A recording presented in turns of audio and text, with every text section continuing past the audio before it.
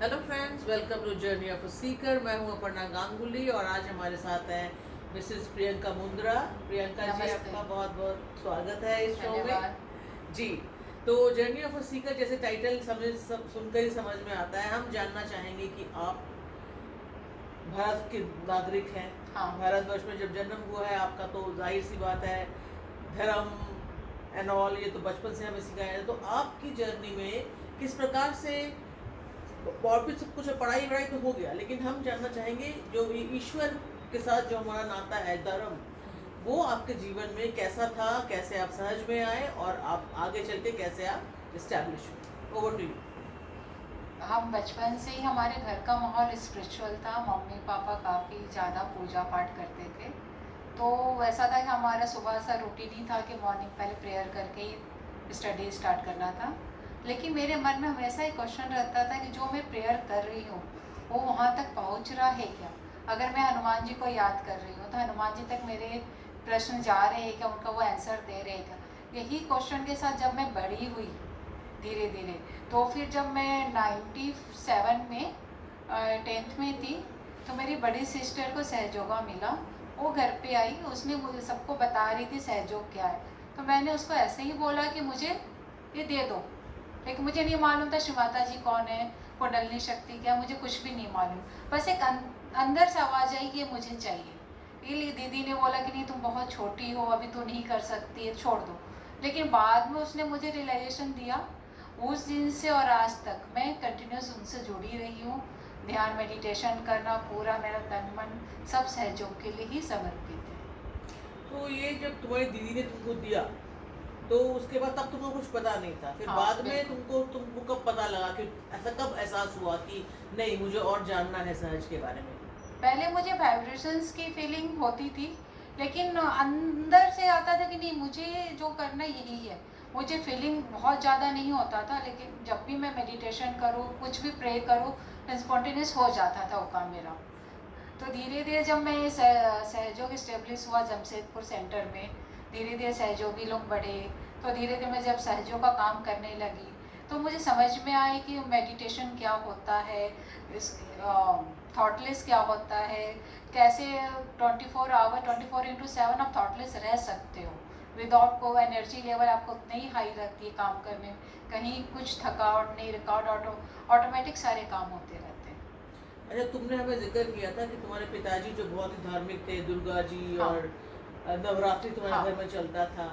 तो ऐसा वो जो आपने कहा था मुझे, जो वो आप हमें दर्शकों को बताइए कि आपके पिताजी के साथ जो मिरेकल हुआ उसके बाद क्या हुआ। नहीं, मेरे पापा काफ़ी ज़्यादा पूजा पाठ करते थे हमेशा।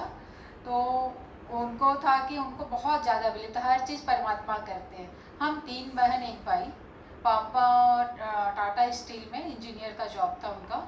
लेकिन कभी उन्होंने टेंशन नहीं लिया कि हमारी 3 बेटियां 1 बेटी, इनका क्या होगा। कुछ नहीं, हर चीज़ परमात्मा करें। वो चीज़ हमारे अंदर था। हमेशा वो हमेशा बोलते थे हमें, संवेदनशील बनो, सहनशील बनो, जो होगा परमात्मा देख लेंगे, तुम्हारे जो हिस्से में वो सब कुछ मिलने वाला है तुमको। तो उनका जो ये चीज़ था वो मेरे अंदर उतरा था। मेरा अटैचमेंट पापा के साथ काफ़ी ज़्यादा था। तो पापा जब मतलब मेरी दीदी का डिलीवरी होने वाला था, तो जिया जी घर पे आए। पापा बोले तुम अभी घर पे क्या कर रहे हो, जाओ, वो जो आत्मा जन्म लेने वाली है चल चुकी है, तुम फटाफट घर जाओ, हॉस्पिटल जाओ। जिया जी गए। जैसे 4 बजा पापा मुझे बोल रहे आत्मा का चल चुकी, जन्म ले चुका, अभी तक फ़ोन क्यों नहीं आया। तभी तुरंत फ़ोन आया कि लड़के का जन्म हो गया है। और पापा बिना देखे उसका पूरा बता दिए तो दिखने में कैसा है। और एक जो तुमने कहा था कि तुम्हारे पिताजी को क्या कहीं गए थे और वो हाँ। आके हाँ। तुम्हारे सामने अंगूठियां खोल दी हाँ। थी, हाँ। वो थोड़ा बताइए। जब पापा सहयोग में, पापा पूजा पाठ बहुत करते थे, हुआ कि ये सहयोग कैसे अपनाई, हमारे अंदर रहता। लेकिन जिस दिन पापा को रियलाइजेशन मिला, खुद को जाना, और वो गणपति पुले गए फर्स्ट टाइम, और वहाँ से आने के बाद वो मेरे सामने हाथ जोड़ के खड़े हो गए और बोले कि जो चीज़ पाने के लिए मैंने इतने जन्म लिए, वो चीज़ तुम लोगों को इतनी जल्दी मिल गई है, तुम लोग बहुत ज़्यादा भाग्यशाली हो। और उस दिन से उन्होंने अपना पूरा रूटीन चेंज कर दिया। मतलब अंगूठियां वगैरह जो अंगूठी थी। जो भी पहनते थे उनका सब कुछ उन्होंने निकाल के रख दिया कि नहीं, मतलब मुझे जो चाहिए थे परमात्मा वो मुझे मिल गई। इतना इतना समर्पण और इतना जल्दी रिकॉग्निशन उनको हाँ, वापस मेरे मिला। मम्मी पापा कहता कि उन्होंने तुरंत इस चीज़ को अपना लिया, जो शायद पिछले जन्मों का होगा कर्माश का फल कि जो उनको मिला।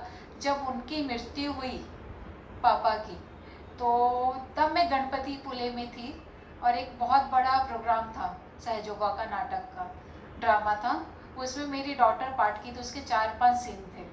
और जब मुझे न्यूज़ मिला 2 बजे दोपहर में कि पापा का ऐसा डेथ हो गया है, और अगर मैं वहाँ से उस टाइम पे अपनी लड़की को लेकर निकलती तो पूरा नाटक ही हो जाता, तो प्रॉब्लम होता।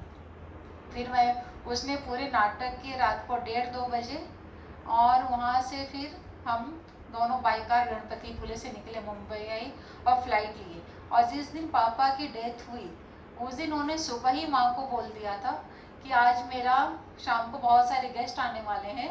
उन्होंने पूरा राशन पानी घर में ला कर रख दिया था, सब कुछ मम्मी को बता दिया था कि शाम को बहुत सारे गेस्ट आएंगे, तुम लोग तैयार रखना, सारा सामान आ चुका है। और कुछ भी उनको प्रॉब्लम नहीं थी। उस दिन वो 5th फ्लोर चढ़ के भी अपना सारा रूटीन का काम किया। सिर्फ नीचे उतरे, बाई चांस उनका पैर फिसला, गिरे हैं और हॉस्पिटल ले गए। हनुमान चालीसा पढ़ते पढ़ते उनकी डेथ हो गई। तो आप लोगों का बेसिकली पूरा फैमिली काफी समर्पित है, ये तो समझ में ही आ रहा है। तो अच्छा, आप जैसे बहुत दिनों से सहयोग कर रहे हैं, तो आप सुना है हमने आप श्री माता जी के साथ आपको उनकी सेवा करने के जी, मौका मिला। ये थोड़ा आपको बताइए कि कैसे अचानक आपको ये मिल गया, और आप तब नौकरी करी थी, अपना नौकरी छोड़ Yes, के? yes, yes. Yes, please tell us. मैं सहयोग में आने के बाद फिर मैंने जॉब चालू की, और लेकिन जो भी मेरे इनकम आते थे मैंने जमा करके सहयोग के कार्य के लिए रखा कि जो है उनका ही है। ये पता नहीं, मेरे अंदर शुरू से ही रहता था। फिर मैं शिव पूजा जैसे पूना में होती थी, बर्थडे पूजा श्री माता जी की दिल्ली में होती थी, और गणपति पुले क्रिसमस पूजा होती थी। मैं तीनों पूजा जब से सहयोग में आई हूँ अटेंड करती थी। तो फिर हम शिव पूजा करने के बाद बर्थडे पूजा में जब मैं पहुंची, वहाँ पे हुआ कि प्रतिष्ठान में ऐसे ऑफिस के काम के लिए लड़की की जरूरत है। तो राजेश गुप्ता मेरे सहजी भाई थे, उन्होंने मुझे बोला कि इसको भेज दो, मेरी टिकट करा दिया और मुझे प्रतिष्ठान भेज दिया। मुझे नहीं मालूम था कि प्रतिष्ठान किसको बोलते हैं, क्या है, श्री माता जी का स्थान क्या है। जब मैं वहाँ पहुंची और जब देखा कि प्रतिष्ठान इसको बोलते हैं, वहाँ पे साक्षात श्री माता जी विराजमान थे। हर पल हर क्षण वहाँ पे श्री माता जी ने मेरा पूरी तरह ध्यान रखा। वेरी गुड, बहुत ही बड़ी बात है ये। और अपने सहज मैरिज के बारे में थोड़ा संक्षिप्त में बताइए। हाँ, मैंने जैसे सहयोग में सहज मैरिज होता है, हम सब जानते हैं। तो हमने मेरा फॉर्म भी 3-4 बार भरा गया था फॉर्म, 2 बार सिलेक्शन भी हुआ था, लेकिन बाय चांस नहीं हो पाया। और फिर हमारी एक अच्छी आंटी लंदन की श्री माता जी के साथ रही, सबसे पुरानी सहयोगी सुधा पटेल, उन्होंने मुझे मिली थी और उनसे मैंने बहुत कुछ सीखा है इस सहयोग जर्नी में। और ये तो श्री माता जी की ब्लेसिंग है कि मुझे आज तक हर कोई ना कोई मुझे श्री माता जी ने माध्यम भेजा है मुझे संभालने के लिए। श्री माता जी बोलते हैं ना कि जिस दिन तुम मुझे याद करो मैं हर पल हर क्षण तुम्हारे साथ आ जाऊंगी, तो वही चीज श्री माता जी मेरे साथ माध्यम भेजते रहे हर बार। तो उन्होंने फिर मुझे मिली थी, और वो अतुल को भी जानते थे, उनकी फैमिली को भी। तो उन्होंने फिर बोला कि ऐसे ऐसे एक लड़की है, शादी तो फिर कर सकते हैं। तो फिर हम लोग जमशेदपुर से थाने आए। लेकिन जिस दिन मैं थाने पहुंची मुझे ऐसा डर नहीं था, ऐसा कुछ भी अंदर से मेरा कोई। जिस दिन आप अतुल से मिले थे? हाँ, और फर्स्ट टाइम जब मैं घर में 4 बजे आई घर के अंदर, तो मुझे ऐसा कोई लगा कि नहीं मैं दूसरे के घर पे आई हूँ। मुझे श्री माता जी है ना, बस अपने ही घर है। तो कहीं ये फील हुआ ही नहीं कि मैं दूसरे के घर पे आई हूँ, कहीं कुछ मेरे को प्रॉब्लम आएगी। हाँ, इतना भी है कि मेरा नॉर्थ का टेस्ट और महाराष्ट्रियन टेस्ट टोटली डिफरेंट है। तो मुझे ऐसा लग रहा है कि मेरा टेस्ट बड ही खत्म हो गया था, कि मुझे कुछ भी फर्क नहीं पड़ता था कि हाँ भी खाना क्या बन रहा, मैंने क्या खाया है। वहाँ का टेस्ट मैं पूरी तरह भूल चुकी थी। पूरा मेरे अभी जाके मैं सोचती हूँ कि अरे मेरा टेस्ट तो था। It's very nice. It's very nice to see you so happy and bubbling with joy. So इसके साथ आज हम समाप्त करते हैं अपना शो। और भी अगर आगे आपको कुछ चमत्कार याद आया तो मुझे जरूर याद करिएगा, हम जूम में भी इंटरव्यू करते हैं। बिल्कुल बिल्कुल। ठीक है, thank you so much thank you so much. Priyanka ji. And thank you, viewers. We will come up with more episodes. Thank you so much. Jai Shri Mata. Jai Shri Mata.